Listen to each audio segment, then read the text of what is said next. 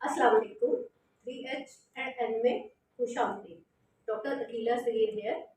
आज हम बात करेंगे ख़वातीन के बांझपन के हवाले से एक बहुत ही अहम दवा जो कि जदीद अद्वियात में कुछ अरसा ही कबल होम्योपैथी में इंट्रोड्यूस हुई है।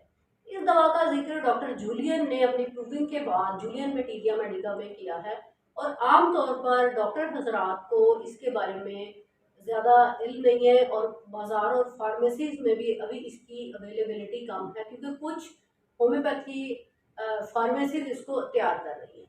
लेकिन ये दवा बहुत ही अक्सीर है और बहुत ही फ़ायदेमंद है और नई रिसर्च से ये बात साबित हुई है कि हर तरह के बांझपन के लिए ये दवा बहुत ज़्यादा मुफीद है। इस दवा का नाम है मैंड्रा गोराया ऑफिसिनेरा। इसकी ख़ास बात यह है कि इसकी जड़ की शक्ल इंसानी जिनसी अज़ा के शक्ल से मिलती जुलती होती है। इसकी जड़ की शक्ल इंसान का जैसे एक छोटा बच्चा होता है और वो बच्चा जिस तरह से माँ की आगोश में होता है उस तरह की इसकी जड़ की शक्ल होती है जिससे ये दवा तैयार होती है। तो मैंड्रा गोराया एक बहुत ज़्यादा इम्पोर्टेंट मेडिसिन, ख़ास तौर पे इस तरह से एक खातून थी जिसको 11 साल से प्रेगनेंसी नहीं हो रही थी। उसको डॉक्टर जूलियन ने अपनी प्रूविंग में शामिल किया तो 11 साल बाद जब ये दवा उसके ऊपर इस्तेमाल की गई तो उसको प्रेगनेंसी भी हो गई और उसको एक अल्लाह ताला ने हेल्दी बच्चे से नवाजा। इस वजह से ये दवा बहुत ज़्यादा इम्पोर्टेंट है। इसका जिक्र बाइबल में भी आया है और 1951 में इसकी प्रूविंग डॉक्टर मेसगर ने सरंजाम दी थी और इसको 2x 4x और 6x की ताकत में इस्तेमाल किया। इसको दोबारा से फिर डॉक्टर जूलियन ने अपने मटेरिया मेडिका में प्रूव करके इसको शामिल किया है। इसकी मदर टेंचर की तैयारी में पौधे की जड़ ज़्यादा इस्तेमाल होती है।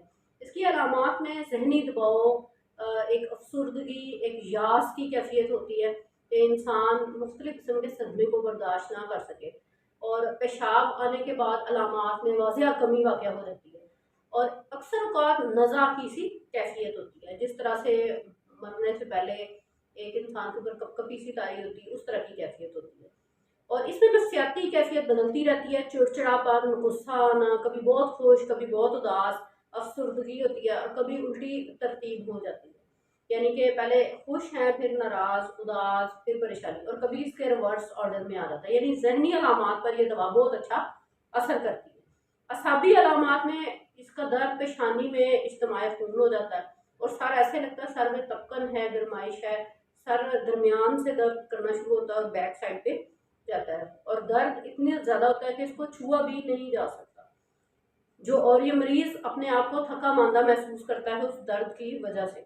और निज़ाम की जो इसकी इसके करैक्टरिस्टिक्स हैं उसमें ज़ुबान में खुश्की है, ज़ुबान मुतवर्रम यानी कि सूजन रहती है, मसूड़ों और दांतों पर ज़ख्मों के अलामात होते हैं और सांस बदबूदार और दांतों की जड़ों में दर्द और एक वर्म सा महसूस होता है और मसूड़ों से खून का अखराज होता है। इससे काफ़ी पीने से या रोगनियात से अमराज की ज्यादती हो जाती है। निज़ाम दौरान खून में दिल में चुभन का एहसास होता है और धड़कन बढ़ जाती है और ऐसा महसूस हो कि दिल को किसी ने जकड़ा हुआ है। दिल में दर्द 1 घंटा रहे और उसके बाद दर्द में कमी आ जाती है। पेशानी पे उसी वक्त पेशानी पर पसीना आता है, बोझलपन महसूस होता है।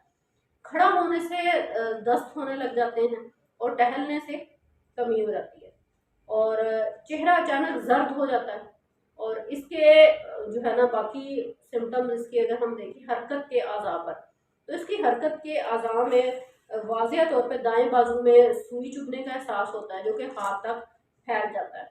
दाएं कंधे में लिखने से दुश्वारी महसूस होती है। इसकी जो जल्दी अलामात हैं उसमें छपाकी होती है, पीपल पड़ जाना, दाने हो जाना और इसके अलावा ये है कि हाथों खुजली की वजह से हाथों पर पसीना आना, तबीयत में जब आधी रात को पसीना ज़्यादा आ जाता है उसके बाद तबीयत में बहाली महसूस होती है, कुछ बेहतरी आ जाती है। इसका ताल्लुक जो है वो बेलाडोना, सल्फर और डायस्कोरिया से है जिल्द के मामलात में और इसकी जो कमी पेशी है वो बिस्तर में आराम करने से, अखराज होने से, पेशाब या इस वजह से कमी हो जाती है और ज़्यादती होती है जब हरकत की इब्तिदा में या सर्दी से इसमें ज़्यादती पाई जाती है। तो इसको हम 3 ताकत से 30 ताकत तक देते हैं, और रेपिटेशन डॉक्टर के ऊपर डिपेंड करता है कि वो 30 ताकत को रोज़ जो है वो दे सकता है। ये मेरी भी क्लिनिकल प्रैक्टिस में ये दवा शामिल रही है, और एक खातून है जिसकी प्रेगनेंसी नहीं हो रही थी, उसको मैंने ये 1.5 माह ये दवा यूज़ करवाई है। इसके साथ सिम्टोमेटिकली 1-2 मेडिसिन और यूज़ करवाई हैं, तो उसको प्रेगनेंसी हो गई थी। तो ये बांझपन का मुफीद इलाज है।